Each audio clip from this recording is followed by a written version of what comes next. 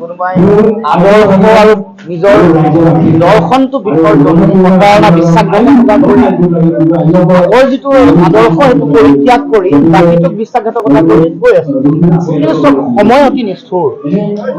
যদি সুবিধাবাদৰ চিন্তাৰে কাম কাজ যদি কোনোবাই কৰি থাকে, ৰাজনীতি যদি মানুহৰ জীৱন জীৱিকা আৰু সুবিধাবাদৰ আধাৰ যদি হয়, সময় কেনেকৈ হিচাপ নিকাচ কৰিব?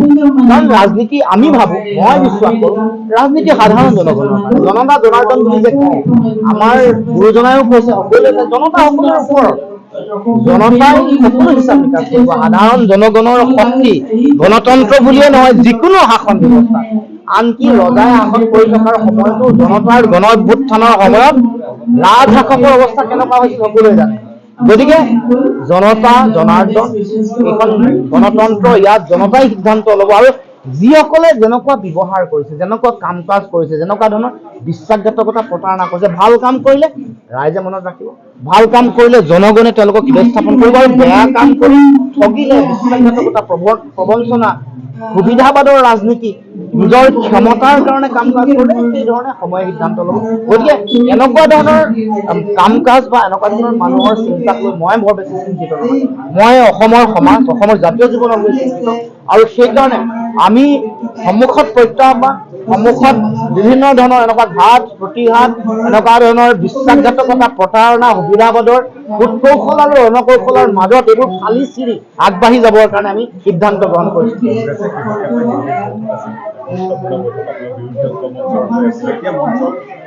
অনুষ্ঠানৰ ওলাই গৈছে আৰু এইখিনি সময়ত বহুতে কৈছে লুৰিণজ্যোতিয়ে অৱতৰণ হয় নিৰ্বাচন, তেনেহ'লে অকলে খেলাই ভাল বুলি শ্ৰেয় কি ক'ব কৈছে, কি ক'ব আৰু গোটেই ডেভেলপমেণ্ট কি আছে? মানে যিটো মিত্ৰতাৰ যিটো ৰাজনীতি, ইয়াত এনেকুৱা ধৰণৰ ঘটনা পৰিঘটনা হয়। আপুনি দেখিছে যে শেহতীয়াকৈ নীতিশ কুমাৰ ওলাই গ'ল, জয়ন্ত চৌধুৰীৰ RLD ওলাই গ'ল, এনেকুৱা চলি আছে। আৰু অসমতো সমগ্ৰ বিষয়টো ঐক্যবদ্ধভাৱে আগবঢ়াৰ পিছতো হঠাৎ এনেকুৱা এটা আমি অনাকাংক্ষিত ঘটনা আমি দেখিবলৈ পাব যে দিল্লীত তেওঁলোকে তেওঁলোকৰ টিকেট ঘোষণা কৰি দিলে।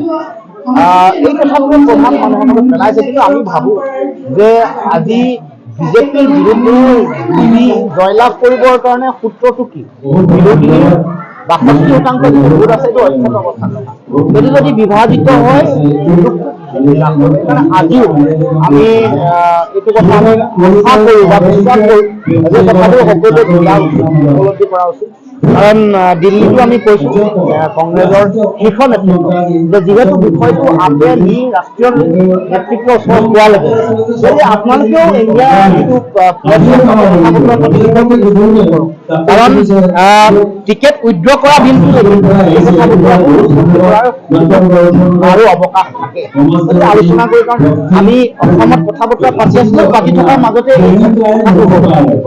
ৰাষ্ট্ৰীয় পৰ্যায় পালেগে, ৰাষ্ট্ৰীয় নেতৃত্ব কংগ্ৰেছৰ সভাপতি কেজৰিৱাল ডাঙৰীয়া, আপৰ সভাপতি, তেওঁলোকৰ নিজৰ মাজত আলোচনা কৰি বিষয়টো নিষ্পত্তি কৰিব লাগিব। কাৰণ তেওঁলোকেতো সকলোৱে বিচাৰিছে ৰাষ্ট্ৰীয় যিটো ৰাজনৈতিক সহমত এগৰাকী প্ৰাৰ্থীৰ বিৰুদ্ধে আগন্তুক পক্ষৰ বিৰোধী এগৰাকী ওৱান বাই ওৱান ফাইট।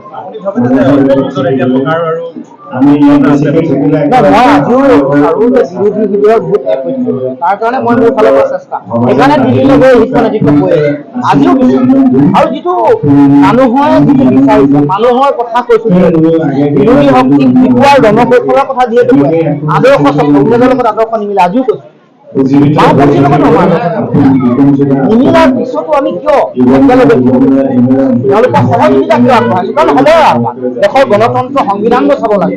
আৰু বিভাজন নহ'লে সুবিধাটো বিজেপিয়ে পায়, এইটো সহজ অংক, এইটো সাধাৰণ মানুহে অনশিক্ষিত অৰ্ধশিক্ষিত বা একেবাৰে অশিক্ষিত মানুহেও বুজি পায়। বিভাজন কৰিবলৈ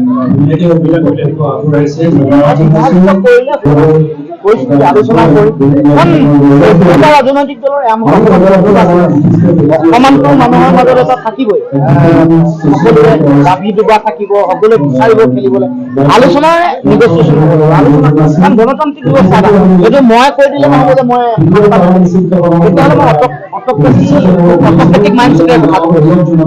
গণতন্ত্ৰ যদি আলোচনা আলোচনা সিদ্ধান্ত কাৰ পক্ষ জনতাৰ পক্ষ। গতিকে মই ভাবো এই বিষয়টো আলোচনা কৰি